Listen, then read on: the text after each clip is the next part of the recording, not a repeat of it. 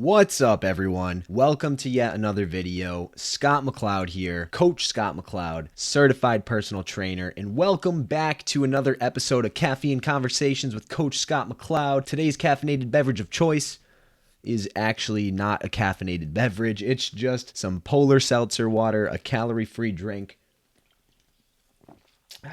I've already drank enough caffeine to kill a small child, so we're just going to stick with some water here, a calorie-free drink. Anyways, what is Caffeine Conversations as it relates to some of my other videos? Caffeine Conversations with Coach Scott McLeod is more of a sit-down, point-and-shoot, minimal edits, more of that podcast-style type video, if you even want to call it that. But you folks are going to let me know what you want to see. You're going to leave comments down below of topics that you want to see me cover. We're going to point and shoot. We're going to get straight to the point. We're going to get into the weeds of the topics that you all want to discuss. Today's caffeine conversation with Coach Scott McLeod is all about artificial sweeteners. Now, I got to give a huge shout out to my man, Sniper Pro 467. Sniper Pro 467 on a recent video. He asked, can you film a video about using artificial sweeteners and if it's okay to use Splenda as one of the artificial sweeteners and how many grams/packets per day of these sweetener types? So that's the topic of discussion today. Sniper Pro, thank you, bro. Everyone else, leave comments down below. Like Sniper Pro. Be more like him. What do you want to see next? Happy to make a video for each and every one of you. I do have some in the queue already that I'm working on based on previous comments. Don't worry if I haven't gotten to your topic yet. Those videos are right around the corner. I promise you I'm not missing them. But for the rest of you, leave comments down below. Anyways, let's get right into this. Now, to talk about artificial sweeteners, we're going to get into the data. We're going to get into some empirical evidence.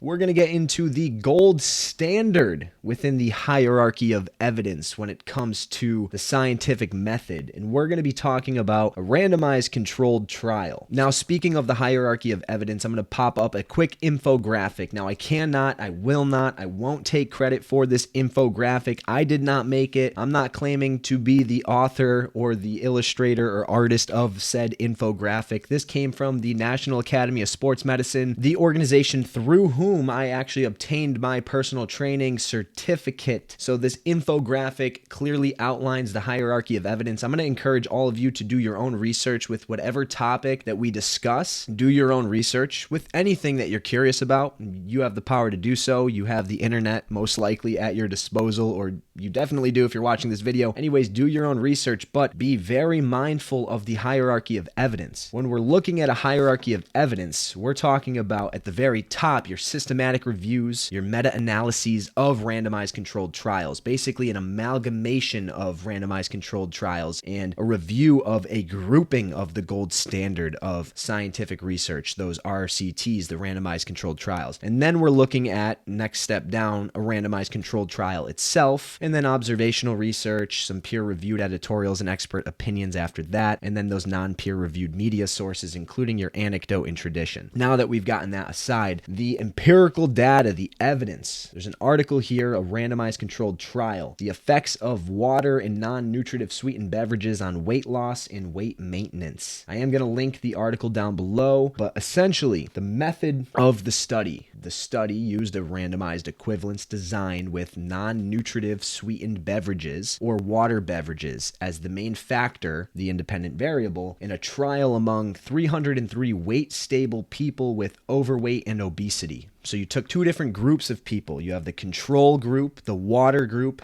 and you have the non-nutritive sweetened beverage group, the diet soda group. All participants participated in a weight loss program plus assignment to consume 24 ounces of either water or non-nutritive sweetened beverages daily for an entire year. So each and every person in the study were a part of a weight loss program lasting an entire year. So there was actually 12 weeks, I believe.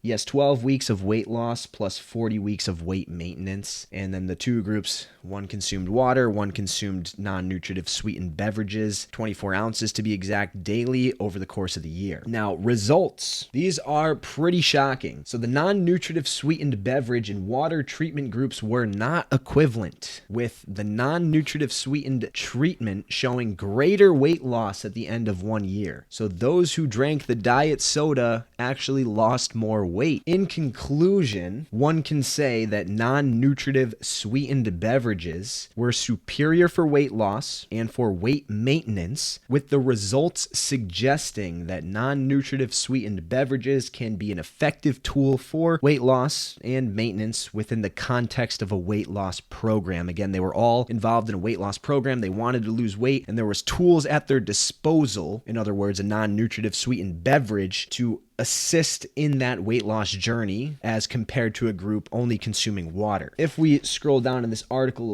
little bit further here, there are some other results that I would like to talk about. I'm going to pop this up on the screen. But there were other things tested as part of the results, including blood chemistries, subjective hunger, physical activity, which did happen to remain the same and ramp up, I believe. Yes, increase similarly for both treatment groups over the course of the year. But the thing that I want to talk about is the subjective hunger. Yes, it's subjective, it's opinion. They asked the folks how they felt in terms of hunger, but there is something worth noting here. Subjects in the water group reported feeling significantly more hungry at 52 weeks compared to baseline, which was different than the non-nutritive sweetened beverage group, which reported no increase in subjective hunger. So subjectively, those consuming the diet soda, the non-nutritive sweetened beverage, felt no increase in subjective hunger. It helped them contribute to a greater degree of weight loss. It helped them keep that weight off. There are results in this study suggesting that they had a percentage increase in keeping weight off, but also that idea of them feeling or reporting no increase in subjective hunger is huge in my personal opinion. So what can we talk about as it relates to the results of this study? The group, the non-nutritive sweetened beverage group, they lost more weight, they kept the weight off, they felt less hungry, they used non-nutritive sweeteners as a tool. Well, they had to use it when it comes down to the parameters and confines of the study. But if we look outside the study and we are thinking about ourselves and we are interested in trying to lose some weight, maybe we're a little bit overweight and we want to get healthier, we want to reduce our body fat percentage, we want to prevent ourselves from becoming overweight or becoming obese, or maybe we are already overweight or obese and we want to get down to a healthier body fat percentage, and we consider, or we are considering, using non-nutritive sweeteners, artificial sweeteners, to assist in that protocol of weight loss. I would strongly encourage you to reach for the artificial sweetener, to reach for the diet soda, those non-nutritive sweeteners, and use it as a tool, use it as a crutch to get you to the next step. If you're going through your weight loss journey and you're really just feeling those cravings, you want something sweet, you want to run out to Dairy Queen and get a Blizzard because they are fantastic, and you can slow yourself down for a second and you can justify trying to create something that's lower in calories, like the ice cream, the protein ice cream that you should have seen on my channel a couple videos ago. If you have not seen that one,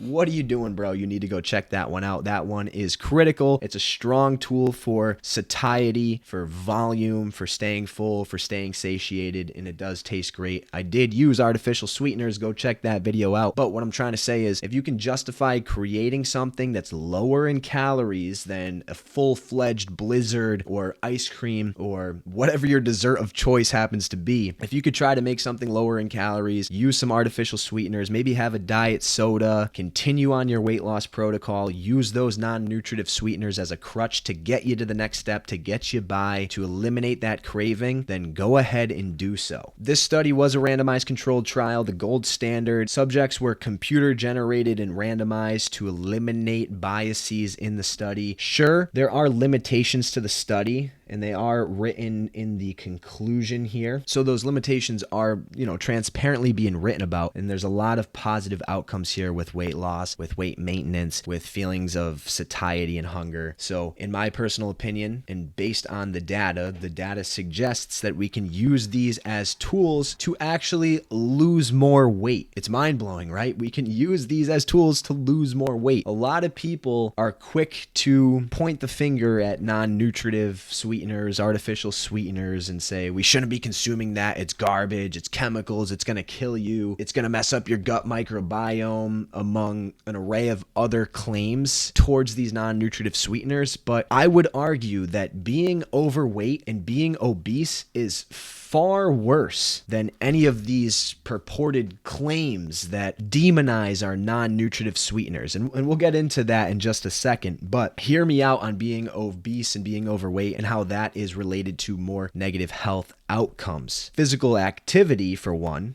is perhaps the strongest predictor of quality of life, of death, disability, and disease. So if you can get yourself to a healthier body fat percentage, get yourself out of that range of being obese, being overweight, where in that state of being obese and overweight, we recognize a greater incidence of negative health outcomes. If we can use a non-nutritive beverage, non-nutritive sweetened beverage, artificial sweetener, whatever the heck they're called, as a tool, as a crutch to get ourselves to a healthier body fat percentage, that is far better for our health, because we are decreasing the prevalence, the incidence of death, disability, and disease by becoming healthier, becoming fitter, becoming more physically active and more efficient within a healthier body fat percentage. Now, to get to the demonization of artificial sweeteners, I'm going to leave this one to someone far more qualified than myself, and I'm going to pull out my phone here and go to his Instagram page. We're talking about Lane Norton. His Instagram handle is BioLane. If you don't know Lane, what are you doing, bro? You're probably living under a rock. If you're interested in these topics, nutrition, things along those lines, things similar in nature, you need to be following BioLane. Dr. Lane Norton, he does have a PhD in, I wrote it down here so I don't get it wrong, in nutrition science, PhD in nutrition science. Lane Norton, BioLane, give him a follow. He tweets about artificial sweeteners, or not tweets, posts, Instagram posts about artificial sweeteners all the time, and he posts the empirical data, the studies, the meta-analyses, the randomized controlled trials. Lane Norton is a great follow because he is very cutthroat. He's very no nonsense. He's very, let's attack the BS out there in the industry and let's provide folks with the data, with the empirical evidence. A lot of people nowadays, they like to jump into groups. Carnivores the best, vegans the best. People like to join these different groups, these different communities, these different pods, and they like to feel